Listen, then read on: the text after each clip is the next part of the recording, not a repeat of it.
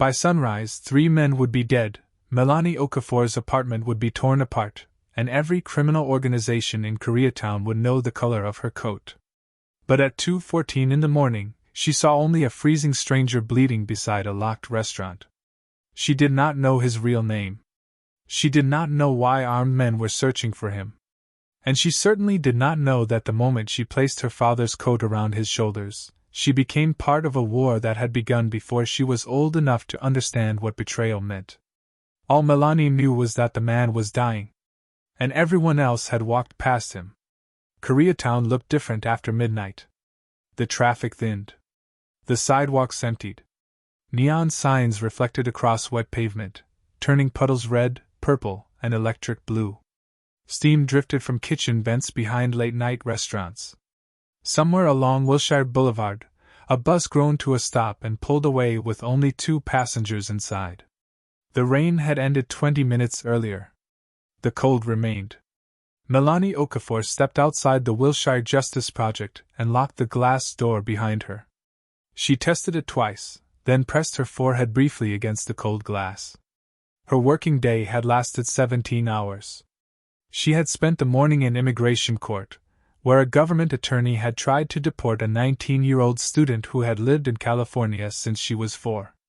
She had spent the afternoon negotiating with a landlord who believed undocumented tenants could be threatened without consequence. The evening had disappeared inside emergency motions, witness declarations, and one final phone call from a frightened restaurant worker whose employer had confiscated his passport. Melani had promised to help. She was always promising to help.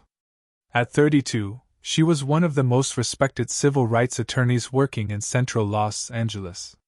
She had graduated near the top of her law school class and received offers from firms that represented celebrities, banks, and technology companies. The salaries had been tempting. The clients had not.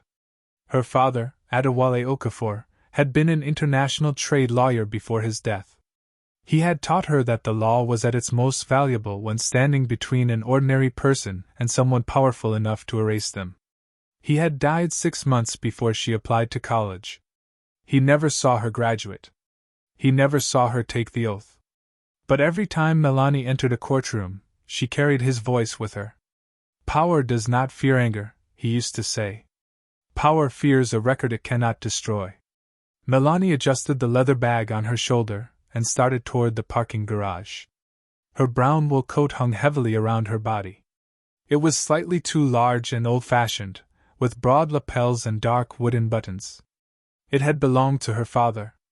Her mother had repaired the gold lining several times, but Melani refused to replace it. On difficult days, wearing it felt like taking a piece of him into battle. She was halfway down the alley when she heard the scrape. A shoe against brick. She stopped. A man sat against the wall beside a closed Korean barbecue restaurant. His head rested against the bricks. One knee was raised. His right hand pressed tightly against his left side. Blood covered his fingers. Melani's exhaustion disappeared. She looked toward the road. No police vehicles. No pedestrians. A single black sedan waited at the intersection before turning away. The man wore a charcoal overcoat over a black suit. Even in the poor lighting, Melani could tell the clothing was expensive. His shoes were polished leather. His watch had a dark face and a silver edge. He did not belong in that alley. At least, not in the condition he was in. Sir? He did not respond. Melani remained several feet away. I'm calling an ambulance. His eyes opened. Don't. His voice was low and strained. He looked Korean, perhaps 35 or 36. Wet black hair had fallen across his forehead. A faint scar ran beneath his right ear and disappeared beneath his collar. His face was pale. His eyes were not. They were dark, alert, and calculating. He was not simply looking at Melani. He was assessing her. Her clothes. Her hands. The office door behind her. The distance to the street. Melani had questioned enough hostile witnesses to recognize someone measuring his options. Are you armed? She asked. His expression changed slightly. Would you believe me if I said no? No. Then why ask? Because lying tells me something too. The corner of his mouth moved. Not a smile. Something close. A phone vibrated inside his coat. The man reached for it slowly. Korean lettering appeared across the screen. He stared at the name but did not answer. The call stopped. 3 seconds later, the phone vibrated again. He declined it. Someone is looking for you, Melani said. They should not find me. That does not make me feel better. It was not intended to. The wind moved between the buildings. The stranger suppressed a shiver. Melani looked at his bloody hand. Were you stabbed? No. Shot? He paused. No. That second answer was less convincing. He tried to stand. His legs gave way. Melani moved before caution could stop her. She caught his arm and placed her shoulder beneath his. His reaction was immediate. His hand closed around her wrist. Hard. Melani froze. The man stared at her as if he had forgotten where he was. Or who she was. Let go, she said. His fingers remained locked around her. If you break my wrist, you will have to bleed without assistance. His grip loosened. Melani slowly pulled free. You do that often? What? Grab people who try to help you.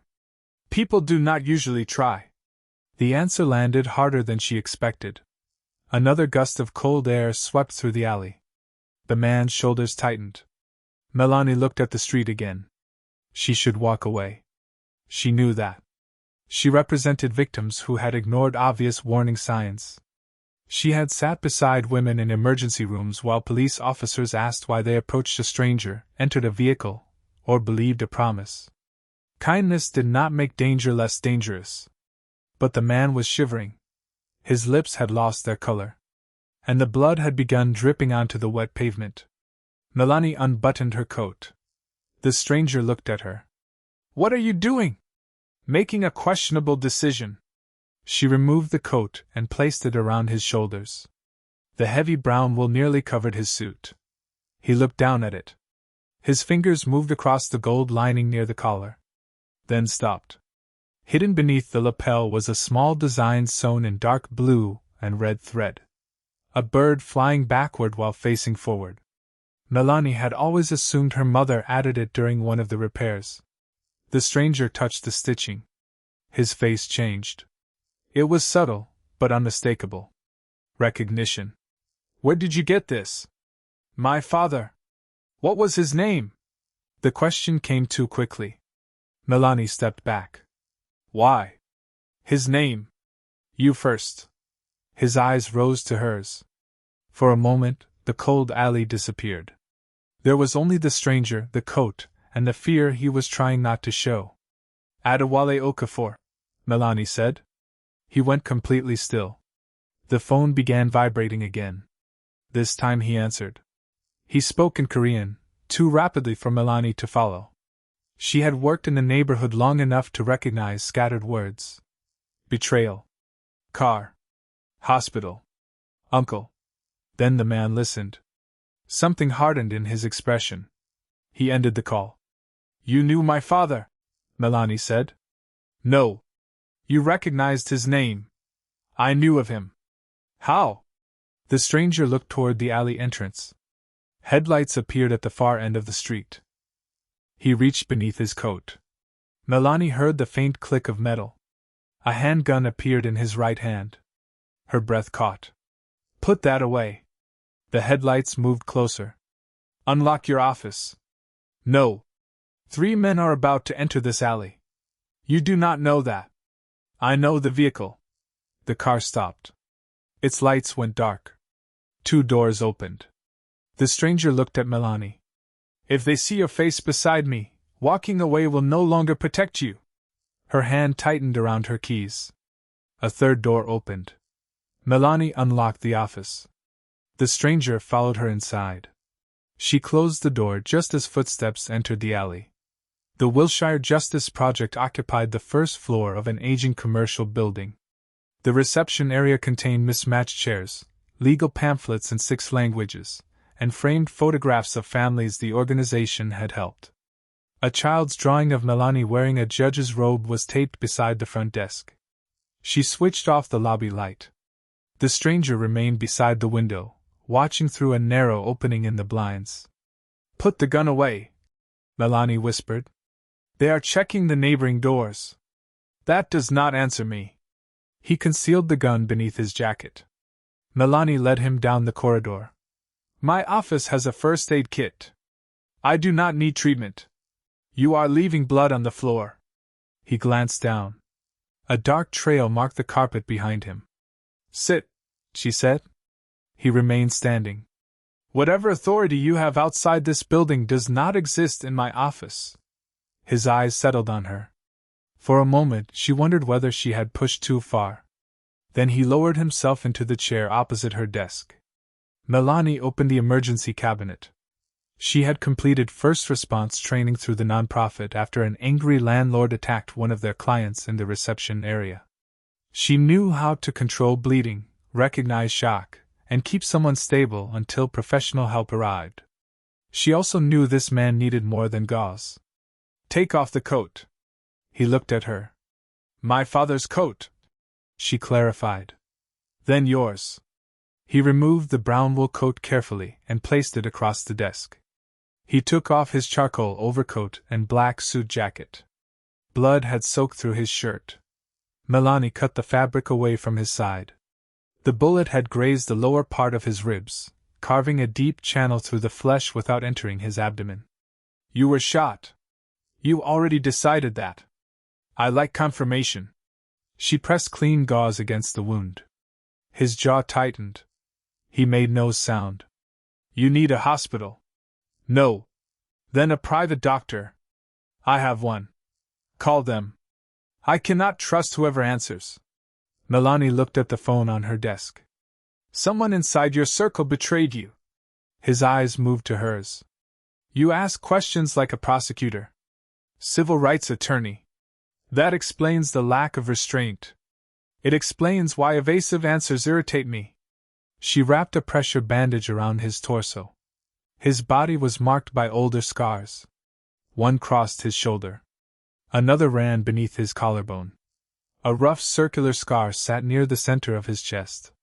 None appeared accidental. His watch caught the desk lamp. It was worth more than her car. Melani secured the bandage. "Who are you?" "For tonight, June." "That is not a full name." "It is enough." "For you, perhaps." A sound came from the lobby. The front door handle moved. Once. Twice. Melani and June looked toward the corridor.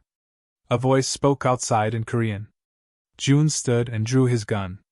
Melani caught his wrist. "There are apartments upstairs. They are empty. You cannot know that. I own the building."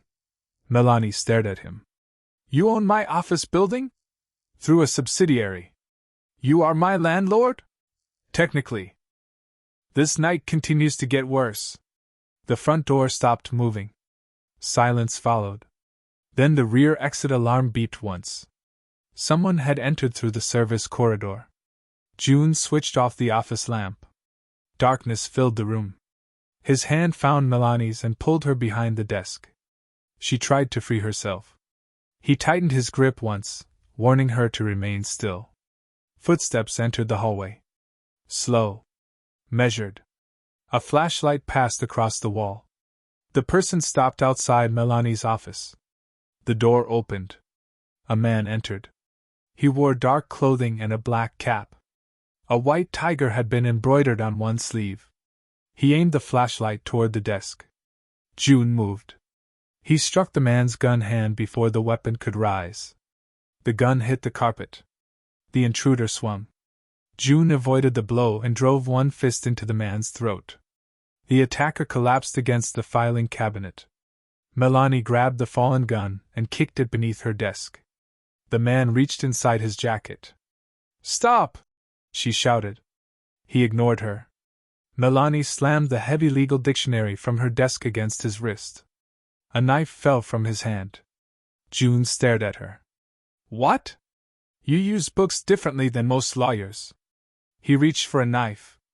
Another set of footsteps entered the corridor. June grabbed Melani's work bag and her father's coat. Is there another exit? The records room connects to the parking garage. They moved through the back office. Melani entered the security code and opened the service door. A dark SUV waited beside the ramp. A Korean man in his late 40s stood near the driver's door with a weapon in his hand.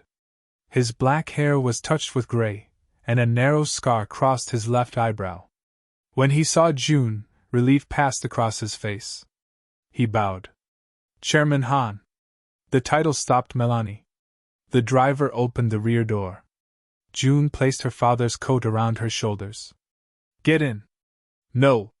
The driver looked at Melani as if no one had used that word near June before.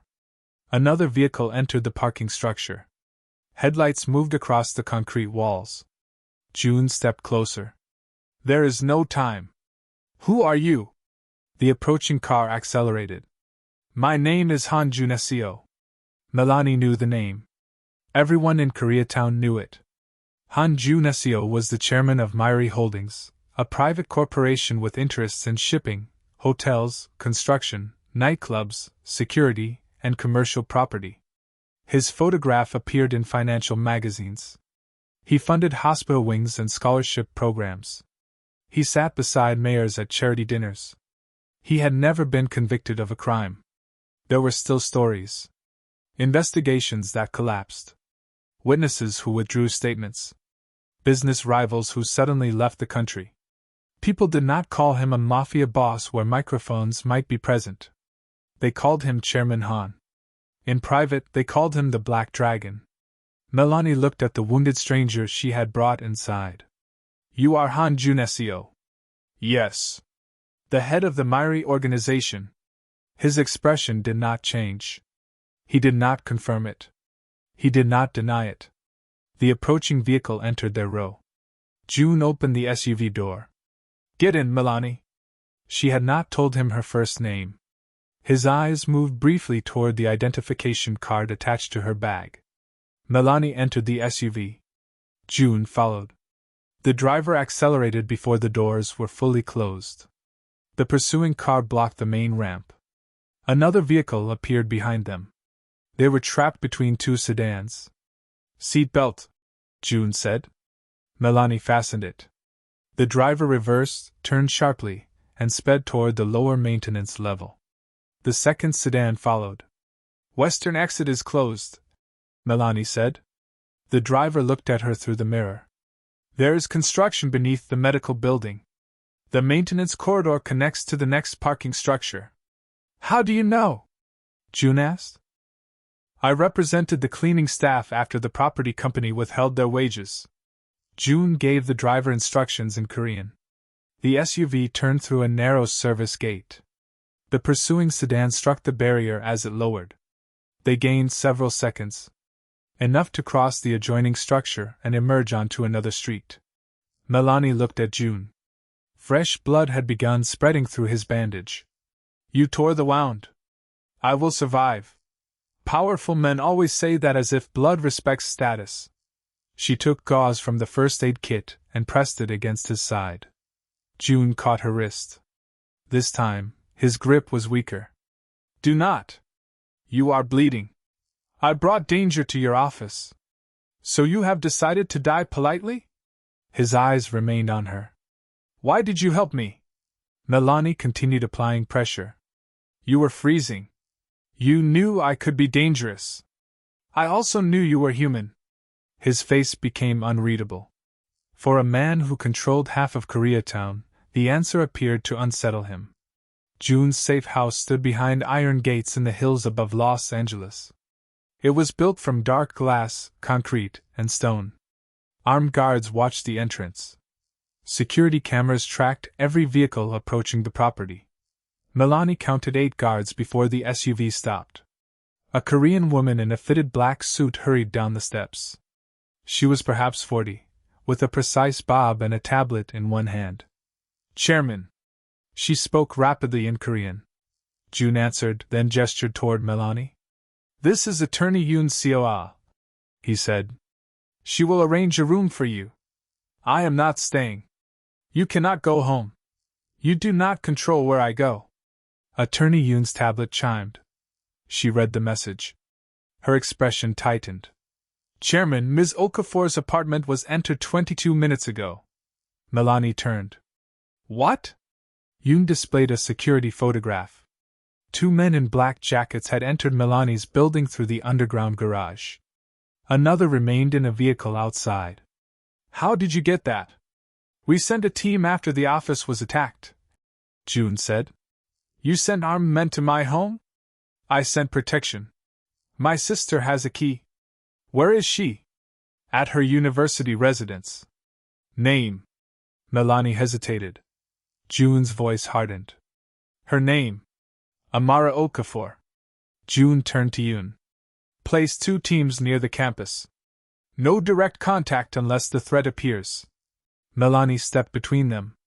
No armed strangers near my sister. They will remain out of sight. She notices everything. Then she has inherited your instincts. June took 1 step toward the house. His knees weakened. Melani caught him. The guards moved immediately. He raised 1 hand. Everyone stopped. Melani looked around. 6 armed men had frozen because he lifted 2 fingers. This was not ordinary loyalty. It was discipline built from fear. Medical room, she said. No one moved. They looked at June. His arm rested heavily across her shoulders.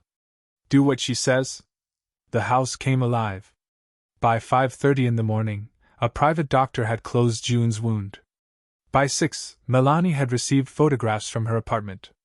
The intruders had not stolen money or electronics. They had opened family albums, cut the lining of old suitcases, removed photographs from their frames, emptied boxes containing her father's legal records.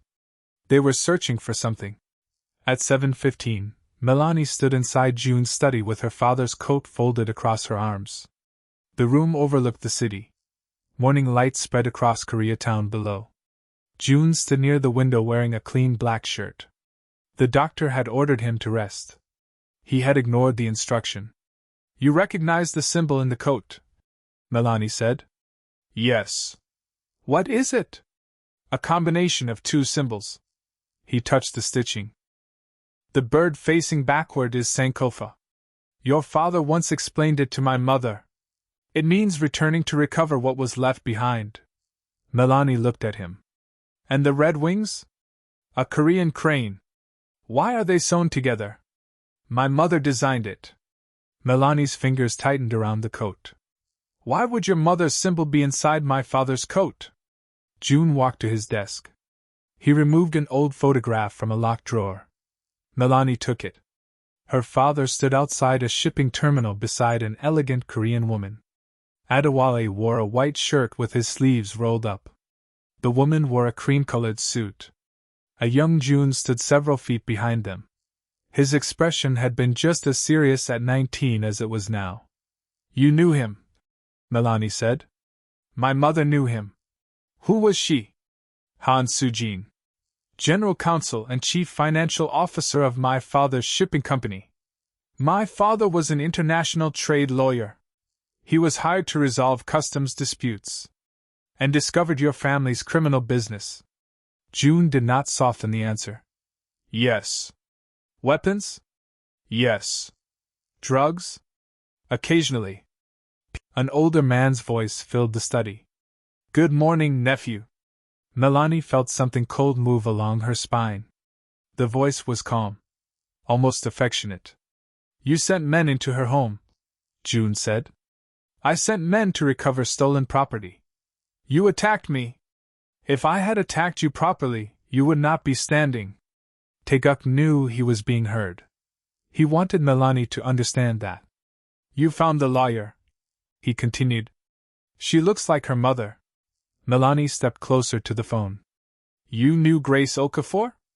A brief silence followed. Then Taeguk laughed. She has Adewale's courage. That will become expensive. What do you want? Melani asked. The coat. Why? Because your father stole something from my family. My father collected evidence of your crimes. Evidence is merely a story told by the person who survives long enough to present it. Melani's voice remained steady. My father created a record. That means part of him survived you. The laughter stopped.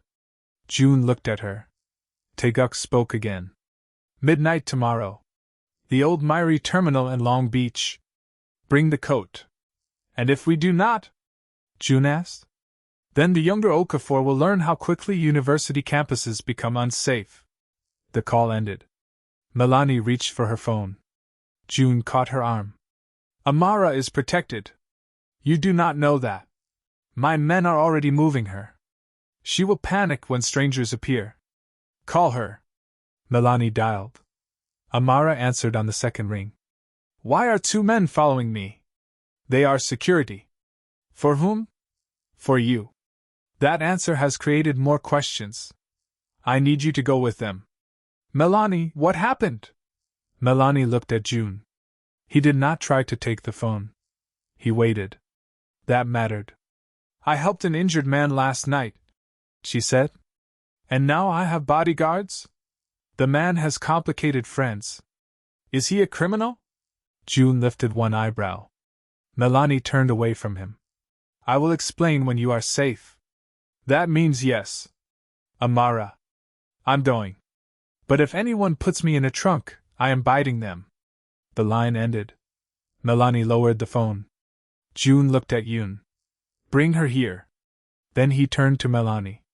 You and your sister will remain under protection until this is resolved. Melani folded her arms. We need terms. Terms? You are accustomed to giving orders. I am accustomed to challenging them. Repeating that conflict every hour wastes time. Something almost like approval entered his eyes. What terms? Full disclosure about threats involving my family. No monitoring my private conversations. No moving Amara without informing me. No violence against restrained people. And when my legal expertise is relevant, you listen. June considered her. My terms? You have terms? You remain within the security perimeter. You tell me before taking action. You do not meet threats alone. And if I order an emergency evacuation, you move first and argue later. Melani held out her hand. Agreed. June looked at it. Then took it. His grip was warm and controlled. It lasted 1 second longer than necessary. By noon, Amara had arrived at the safe house. She was 22, tall, sharp-eyed, and studying architecture at USC. She shared Melani's deep brown skin and dark eyes, but while Melani concealed emotion, Amara displayed every reaction without apology. She walked into the study, looked at June, and stopped. That is Han Joon-seo. Melani closed the door. Yes. The billionaire? Yes. The rumored crime boss? June answered. Rumors are frequently imprecise. Amara stared at him. That did not sound like a denial. She turned to Melani. You brought home the head of a criminal organization? I brought him into the office. That distinction is not helping. He was bleeding. People bleed every day. You usually call an ambulance. He refused. And you listened? For several minutes. Amara placed both hands against her face. June looked at Melani. She is expressive. She is standing beside you. Amara replied. Do not discuss me as if I left. Despite the danger, Melani almost smiled.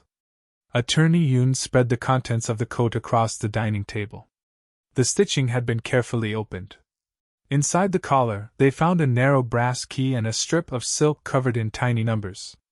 The numbers resembled legal citations. Melani examined them. These are not random. June stood opposite her. What are they? Case reporters.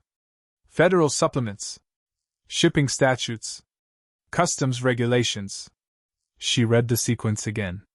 Each citation contains a volume, reporter, and page. But some of these cases do not exist.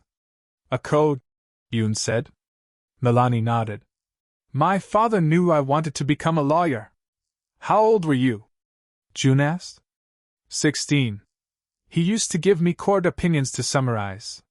She looked at the citations. He expected me to know how to decode this. Melani retrieved an online legal database. The real citations led to cases involving warehouse seizures, attorney-client privilege, witness protection, and sealed evidence. The first letters of the case names formed a phrase. Crown Storage. A second pattern produced an address in Vernon. The brass key was marked C17. June ordered his men to inspect the location. Melani stopped him. If your uncle has watched the unit for 15 years, sending your security team will confirm we found it. What do you propose? Give him something else to watch. 2 hours later, Melani returned to her office under visible police escort. The building was surrounded by reporters. Attorney Yoon had leaked that Melani was preparing a civil rights lawsuit involving unlawful surveillance of nonprofit lawyers.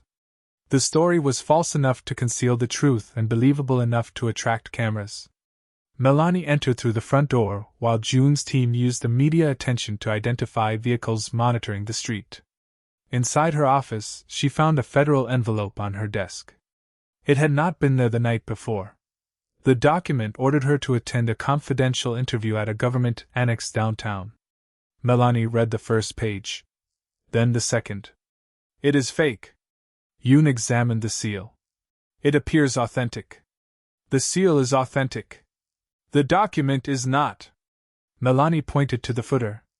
The regional office changed this formatting 6 years ago. The legal citation in paragraph 3 was repealed. And federal investigators do not send confidential target notices through a building that closed last winter. June looked at the interview address. It is a trap. Yes. You will not go. Melani looked up. He paused. Their agreement hung between them. What do you propose? He asked instead. The question mattered more than permission would have. We choose the meeting place. Melani contacted a federal magistrate she trusted and filed a sealed notice documenting the false subpoena. Then she sent a response agreeing to attend the interview at the federal courthouse cafeteria, a public area covered by cameras and surrounded by security. June disliked the plan. He did not forbid it. At 4:15, Melani entered the courthouse wearing a navy suit and carrying a leather folder. June waited across the street in a vehicle. His men occupied the lobby, parking structure, and cafe. Melani sat near a window and ordered coffee. At 4:29, a Korean man in a gray suit joined her. He was in his 50s, with silver at his temples and a small scar beneath his chin. He placed a photograph on the table. It showed Amara leaving her university library. Melani did not touch it. Threatening my sister inside a federal courthouse is careless. The man smiled. We are not inside a courtroom. We are beneath 3 cameras and beside an active recording device. His eyes moved toward her leather folder. Melani opened it. A small recorder sat inside. You came prepared. I came to create evidence. Your father thought evidence would protect him too. Melani's pulse quickened. She kept her face still. You knew him. I knew what he cost us. He exposed traffickers. He stole from men who built an empire. An empire built on people who could not fight back. The man leaned closer. Give us the coat. You already know the coat did not contain the ledger. His expression changed. A small mistake. He had not known what they found. Melani continued before he could recover. Your employer believes my father hid records. He does not know whether the coat contained a location, a key, or evidence. The man remained silent. You came here hoping I would reveal which one. His smile disappeared. Melani lifted the photograph of Amara. If anything happens to my sister, this conversation becomes the foundation of a federal conspiracy case. The recording has already been copied. That was true. June's team was receiving the audio in real time. The man stood. You believe the courthouse makes you safe? No. Melani looked up at him. I believe men like you become reckless when you think a woman is alone. The man walked away. June entered the cafe less than a minute later. He stopped beside the table. You made him believe you had already found the evidence. He confirmed that he did not know what was in the coat. You allowed him to threaten Amara. I recorded him threatening Amara. His jaw tightened. The distinction matters to you. It will matter to a jury. He looked toward the door through which the man had disappeared. My men can take him. No. He works directly for Taeguk. Then follow him. June studied her. You want him to lead us upward? Yes. A faint trace of approval appeared. You were right, he said. About what? Your expertise being relevant.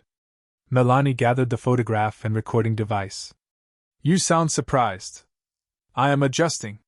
They walked toward the courthouse exit. As they entered the corridor, a crowd moved through the security checkpoint. A man in a maintenance uniform stepped behind Melani. She noticed him only because he was not carrying tools. His hand entered his jacket. Melani turned. The man reached for her. June moved between them. The attacker struck him beneath the ribs, directly against the wound. June's face tightened. Melani drove the hard edge of her folder into the attacker's throat. The man stumbled. A federal marshal tackled him before he recovered. June leaned against the wall. Blood spread beneath his shirt. Melani caught his arm. You need a doctor. I need the man questioned. The marshals have him. He came through courthouse security. Which means someone inside helped him. June looked at her. There was no argument. Only recognition. They were thinking the same thing. The network reached farther than either had admitted. Crown Storage stood near a rail yard in Vernon. The facility smelled of dust, oil, and wet metal. June's men had monitored the property for 6 hours. No suspicious vehicles appeared. That made Melani more uneasy, not less. Unit C-17 waited at the end of a narrow corridor. The brass key from the coat opened the lock. Inside were old boxes, 2 wooden chairs, a sewing machine, and a large trunk bearing Grace Okafor's initials. Melani stopped. She remembered the trunk from childhood. Her mother had stored Nigerian fabrics inside it. On Sundays, Grace sometimes opened the lid and allowed Melani and Amara to choose head wraps for church. After Adewale's death, the trunk disappeared. Melani had assumed it was donated. She knelt and opened it. The smell of cedar and old cloth rose into the air. Inside were photographs, legal files, shipping documents, and one sealed metal box. The brass key opened that too. A digital recorder lay inside. Beside it was a letter addressed to Melani. She recognized her father's handwriting. My dearest Melani, if you are reading this, then the promise your mother and I made has failed. I wanted you and Amara to grow beyond this. I wanted you to know me as your father, not as a man who placed his family near dangerous people. But truth does not disappear when good people refuse to carry it. It only falls into worse hands. The records I collected prove that Han Taeguk built an international trafficking network beneath legitimate shipping routes. Han Soo-jin helped me. So did Grace. The final ledger was divided into 3 parts. 1 part is here. 1 remains in Seoul. The 3rd was entrusted to the person we believed would protect both families.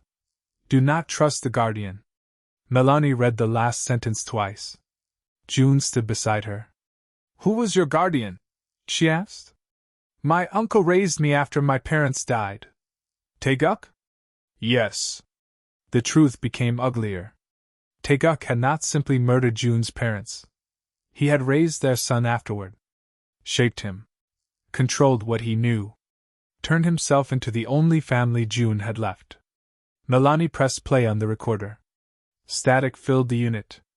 Then Adewale's voice entered the room. Melani forgot how to breathe. Melani, if this reaches you, I am sorry. His voice was older than the one in her memories.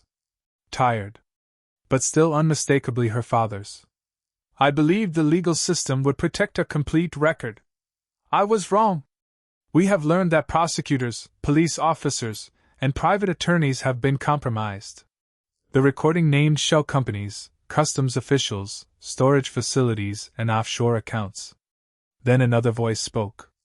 A woman. June closed his eyes. His mother. Soo-jin described how Taeguk concealed trafficking victims inside humanitarian shipments. She named judges, business owners, and members of the organization. Then she said something unexpected. Joon-seo cannot know everything yet. He is still afraid of enclosed spaces. Taeguk uses that fear to control him. The recording continued.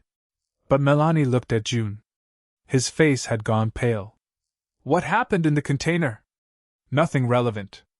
Your mother believed it was relevant. June walked toward the unit entrance. Melani followed. You included full disclosure in our agreement. His shoulders tightened. When I was 12, Taeguk locked my younger brother and me inside a shipping container. Melani stopped. Why? To punish my father. For what? Refusing one of Taeguk's routes. June's voice remained controlled, but each word cost him. The container was left near the port overnight. The ventilation opening was blocked. My brother was 7. Melani already knew the end. He died? Before they opened it. The storage corridor seemed to narrow around them. June looked toward the metal walls. His breathing became shallow. Melani understood. The storage unit was becoming another container. Look at me, she said. I am fine. The feared black dragon stood surrounded by armed men, holding a lawyer's hand because a metal room had turned him into a terrified 12-year-old boy. Melani did not pity him. She understood him. There was a difference. A sound came from the front of the facility. A metal gate slammed. Mr. Seo touched his radio. No signal. Smoke entered the corridor. June's fear vanished beneath training. They are burning the exit. Gunfire struck the metal walls. His men returned fire. Melani grabbed the recorder, letter, and files. There must be a rear fire passage. Mr. Seo looked at the solid wall. These units were built before modern codes. They were renovated 9 years ago, Melani said. The city required emergency separation corridors. She searched behind the boxes. A narrow seam ran along one metal panel. June fired at the lock. The maintenance door opened into darkness. They entered the passage as smoke filled the unit. The corridor was narrow. June stopped at the entrance. The darkness ahead and metal walls triggered the fear again. Melani turned. He looked toward the flames behind them. Then into the passage. For 1 second, he could not move. Melani held out her hand. Come with me. He stared at it. Not as a crime boss. Not as a billionaire. As a man deciding whether to step into the place where his brother died. June took her hand. They entered together. Halfway through the passage, attackers broke into the storage unit behind them. June's men held the rear. The corridor ended beneath a locked maintenance cover. June pushed against it. His wound opened. Blood spread across his shirt. Stop, Melani said. We need it open. Not like that. She examined the hinges. Pressure is on the opposite side. She used a metal rod to release the emergency latch. The cover opened. They emerged behind the neighboring warehouse. A gunman waited beside a truck. He raised his weapon. Mr. Seo pushed June and Melani aside. The shot struck Seo's shoulder. June fired once. The attacker fell behind the vehicle. Seo collapsed. June reached him first. Blood covered the older man's coat. Stay awake, June ordered. Seo attempted to smile. You sound like the lawyer. Melani applied pressure to the wound while June called for extraction. Seo looked at her. Do not let him become his uncle.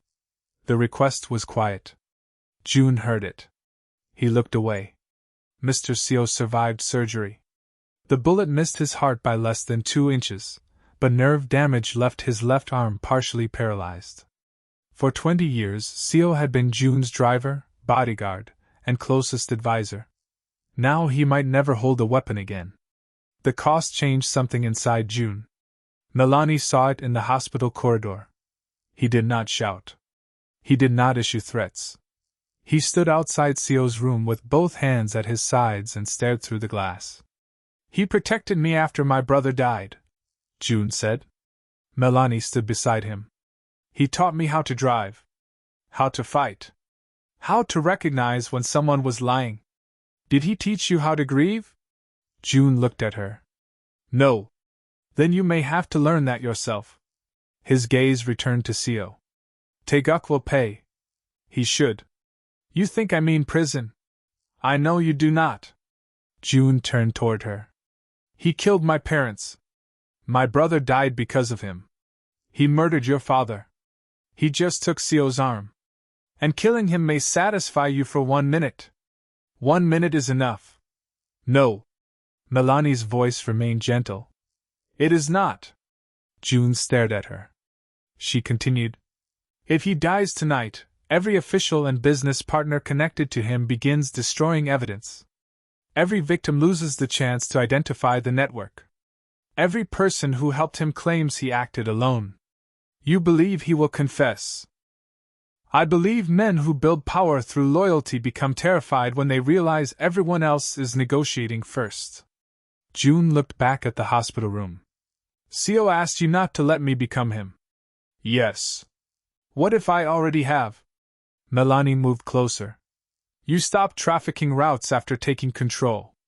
I also maintained illegal gambling, protection payments, and bribery. You have hurt people. Yes. You have frightened people. Yes. You have probably committed crimes I would struggle to forgive. His jaw tightened. Yes. Melani held his gaze. But you asked me what I proposed before acting at the courthouse. You entered that maintenance tunnel even though it terrified you. And you are standing here grieving a man instead of treating him like a replaceable soldier. That does not make me good. No. She did not lie to comfort him. It means you still have choices. June looked at her for a long time. Then he lifted one hand and touched her cheek. The movement was careful. As if he expected her to pull away. She did not. I have spent my life believing control was the only thing standing between me and loss, he said. And did it work? His thumb moved once against her skin. No. Melani placed her hand over his. Then try something else. He kissed her. It was not a declaration. It was not gentle enough to be uncertain. But beneath the intensity was restraint. A question. Melani answered by holding the front of his shirt and drawing him closer. The hospital corridor disappeared. For several seconds, the war, evidence, and danger fell away. When June pulled back, his forehead rested against hers. You should not trust me, he whispered. I do not. His mouth almost curved. That was not the response I expected.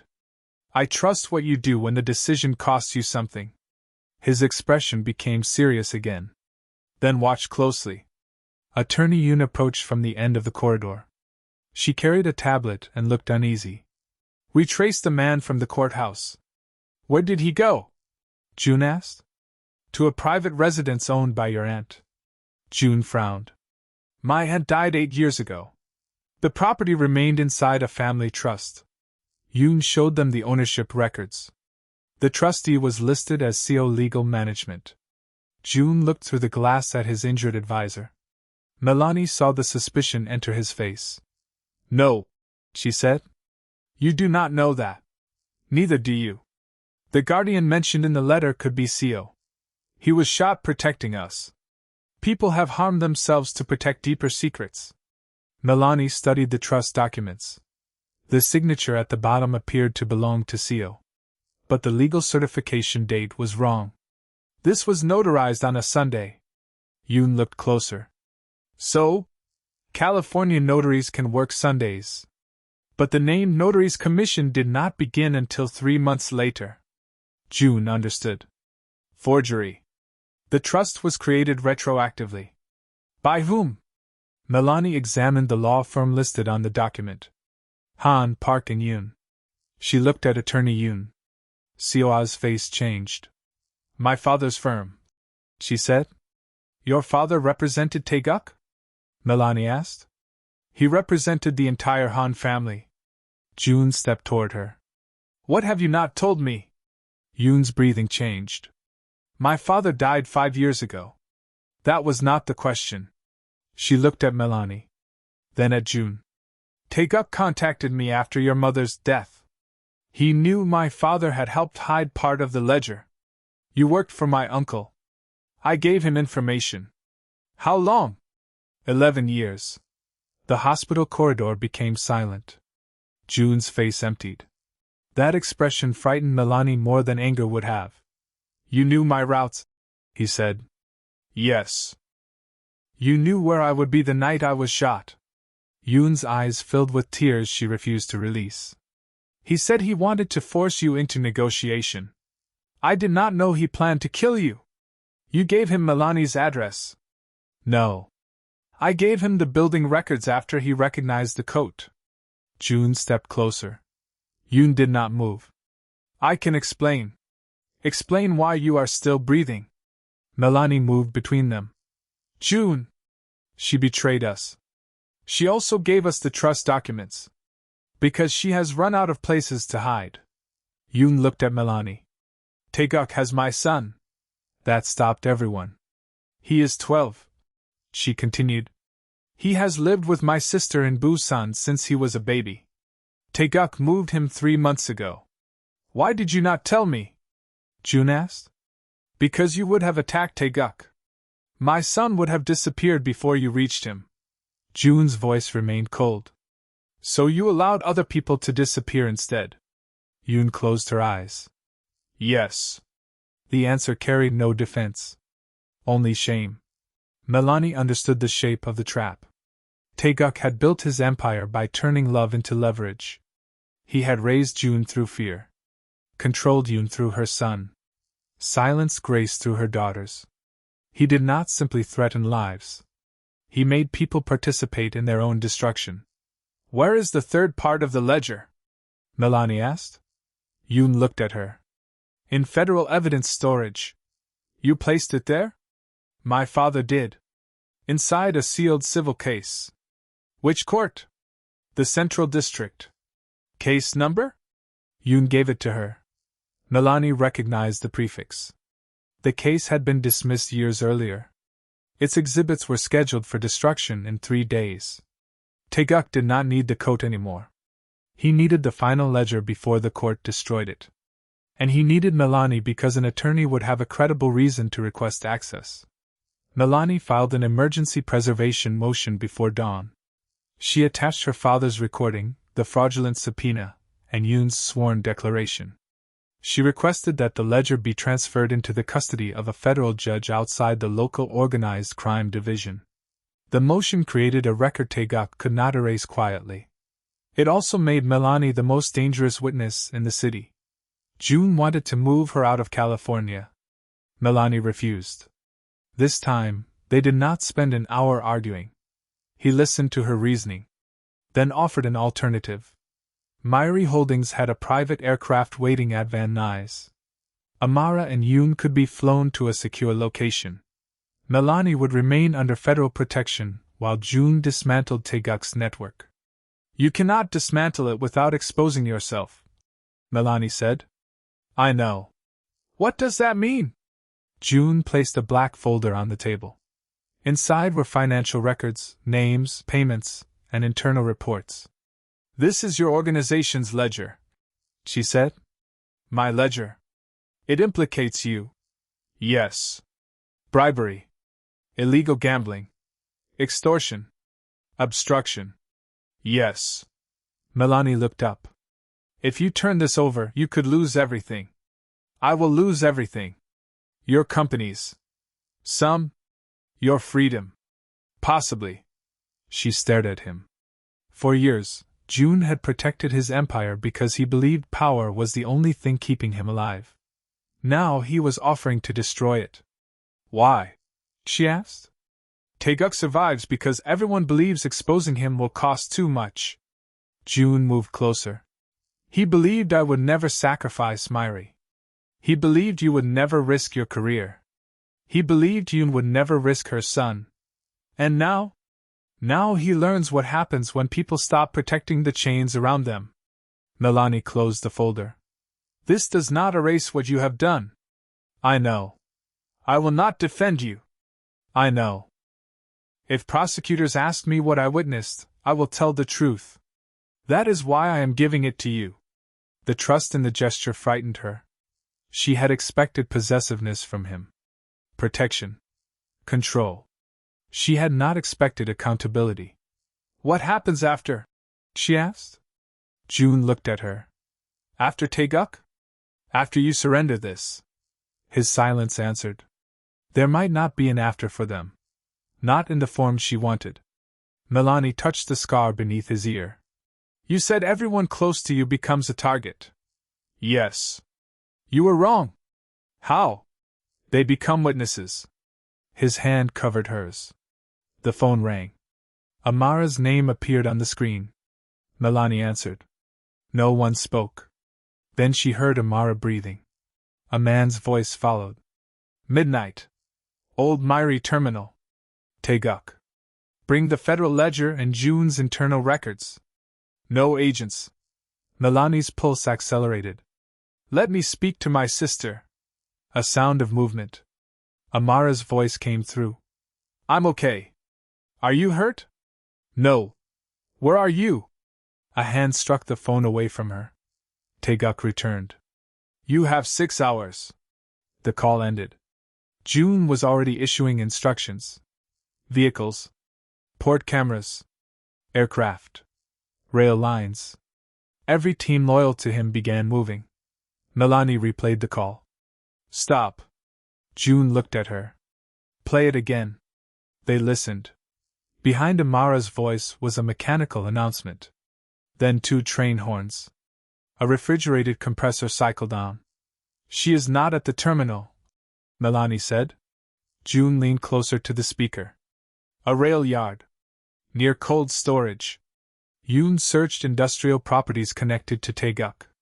One appeared near the Los Angeles River. Bay 14 refrigeration. Scheduled for demolition. June understood the plan. Taeguk wants us at the port, while he keeps Samara somewhere else. He expects us to discover the second location, Melani said. Why? Because he wants to divide your security. June looked at her. And force me to choose between the ledger and your sister. No. Melani replayed the call once more. He wants you to choose between me and your empire. The demand required Melani to bring the records personally. Taeguk did not merely want the evidence. He wanted June to surrender the woman who had convinced him to destroy everything. The plan formed quickly. A decoy convoy would travel to the port with false ledgers. June and Melani would go to the warehouse with a small team. Yoon would coordinate federal agents through a judge outside the compromised local unit. June disagreed with Melani entering the building. She reminded him that Taeguk needed her signature to withdraw the preservation motion. He will keep me alive until he believes I have done it. And afterward? That is why you will not be late. June looked at her for a long time. Then he removed a thin chain from beneath his shirt. A small silver ring hung from it. My brother's, he said. He placed it in her palm. What are you doing? You gave me your father's coat when I had nothing. His fingers closed hers around the ring. I am giving you the only thing I kept from the person I could not save. Melani's throat tightened. You enter only after Seo's replacement confirms the lower floor, June said. I know. If the signal fails, you leave. I know. If Taeguk puts a weapon against you, do not attempt anything heroic. Melani looked at him. That instruction is too vague. His mouth almost curved. Then his expression became serious. I spent years believing fear made me weak. It made you human. I do not know what I will become if I lose you. Melani touched the ring beneath her coat. Then do not lose me. They separated. June's team entered through the loading dock. Melani waited 90 seconds. Then the lights inside the warehouse went out. A gunshot echoed. Her earpiece filled with static. The side door opened. A wounded guard stumbled out and collapsed. Melani moved. The warehouse smelled of rust, coolant, and old concrete. Refrigeration units formed narrow corridors along the main floor. She heard Amara's voice above. Melani climbed the metal stairs. A glass office overlooked the warehouse. Amara sat inside with her wrists bound. Taeguk stood beside her. He was in his late 60s, broad-shouldered, with silver hair and the calm expression of a respected grandfather. That calmness made him more frightening. 2 armed men guarded the door. Taeguk smiled when Melani entered. "You came wearing the coat. Release my sister? You sound like Grace. You should be more afraid of that than impressed." His smile faded. "Your mother understood negotiation. My mother understood survival. She understood sacrifice." Melani looked at Amara. No visible blood. No obvious injury. "Where are the ledgers?" Taeguk asked. "Protected. You were instructed to bring them. I brought access." She held up her phone. "The federal evidence can only be released through my court credentials. June's records are encrypted." Taeguk gestured toward the desk. "Withdraw the preservation motion. A sealed order cannot be withdrawn by email. Call the judge." "At midnight?" "You are creative." Melani stepped closer to the desk. The recording device beneath her blouse continued transmitting. "You raised June after killing his parents." Taeguk's eyes sharpened. "Be careful. You locked him and his brother inside a container." Amara looked at her. The guards shifted. Taeguk's calm expression cracked. "That was his father's decision." "No. You ordered it. You needed June frightened enough to depend on you. You know nothing about our family. I know you build loyalty by creating the danger you later promised to prevent." Taeguk walked toward her. "You believe language is power. It brought federal agents within 5 minutes of this building." He struck her. The blow turned Melani's face sideways. Amara shouted. Melani tasted blood. Taeguk leaned close. "You are bluffing." "Then keep talking." One of the guards removed Melani's phone. "The device is not streaming," he said. Taeguk smiled. Melani looked at the ceiling. "The phone is not the recorder." His smile disappeared. He grabbed the front of her coat. "Where is it?" A gunshot sounded below. Then another. Taeguk pulled Melani against him and placed the gun beneath her chin. The office door opened. June entered alone. Blood marked one side of his face. His gun was pointed at the floor. Taeguk laughed softly. "The loyal nephew." "Release them," June said. "Place the weapon down." June obeyed. Amara stared at him. Melani saw the calculation in his eyes. He was counting distances. Weapons. Angles. "No empire is worth this woman," Taeguk said. June looked at Melani. "No." The answer surprised Taeguk. June continued. "That is why I surrendered mine." He removed a phone from his pocket and placed it beside the gun.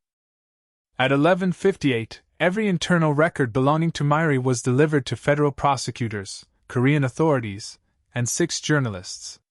Taeguk's face changed. "You are lying. The accounts are frozen. The port crews are cooperating. Your customs contacts have been named. You destroyed your father's company. My father's company died when you began selling people through it."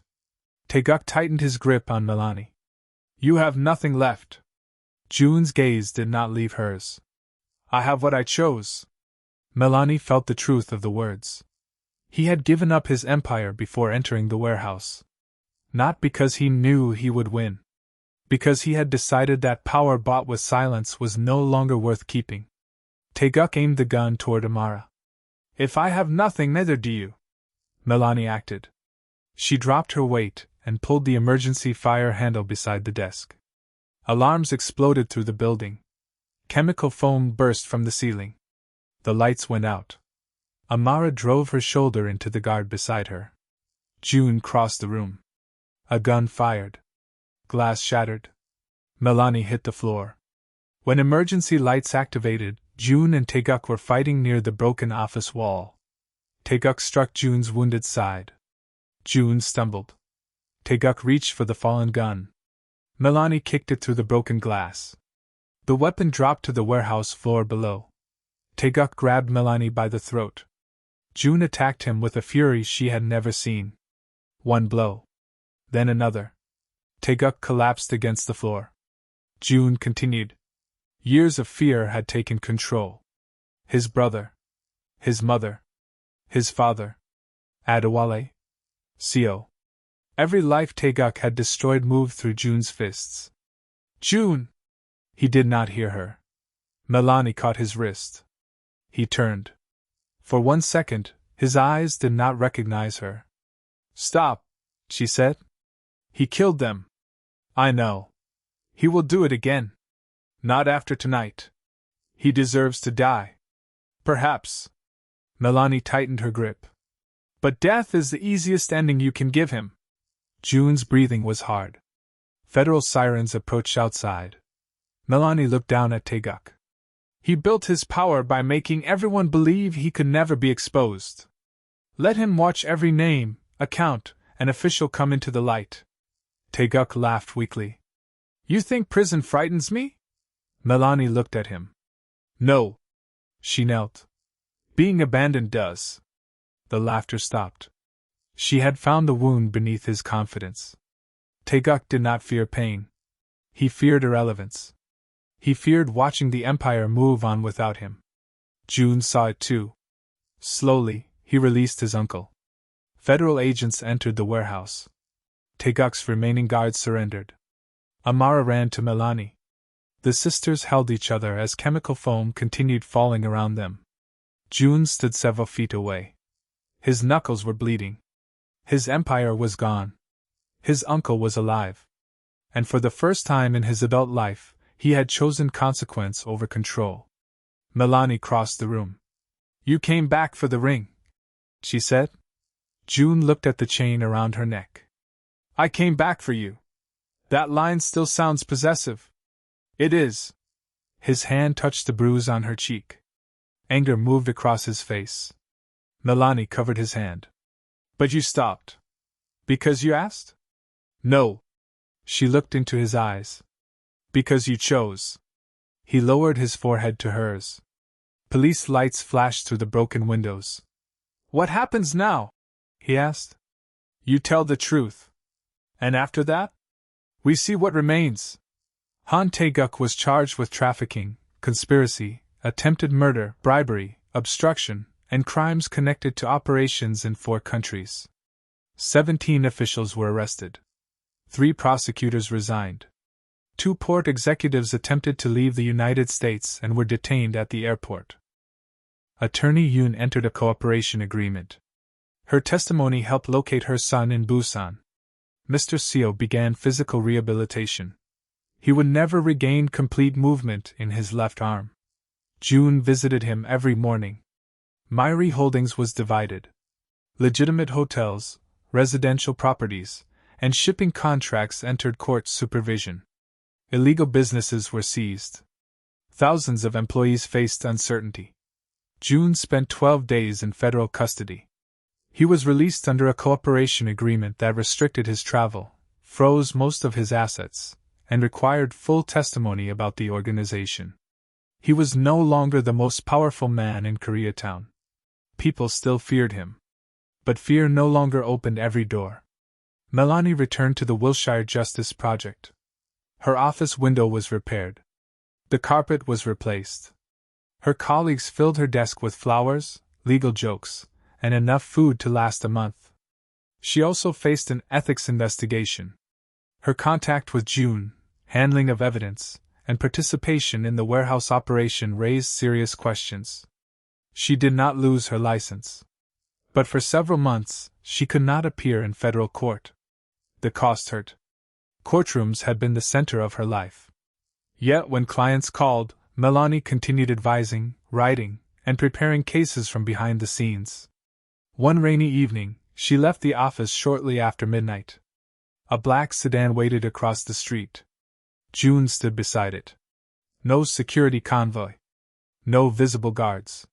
He wore a dark coat and held something folded over one arm. Her father's brown wool coat.